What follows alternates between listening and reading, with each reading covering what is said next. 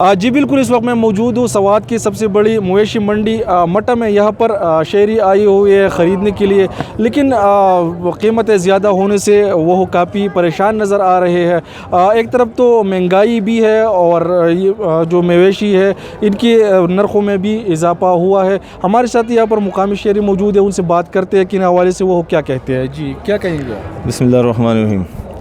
ये तो बिल्कुल ठीक है कि महंगाई है, यहाँ कोरोना की वजह से भी लोग मुतासिर हो चुके हैं। अभी जो है ना, मैं ख़ुद जो है ना ख़रीदने के लिए आया, लेकिन बहुत ज़्यादा रेट ऊपर है। शायद कि कल परसों नीचे आ जाएगा ये रेट। अभी जो है ना मामला ख़ता है, महंगाई भी है और लोगों जो है ना उसके व्यापारों की भी जो है ना बहुत महंगा ख़रीदारी कर रही थी। ठीक है।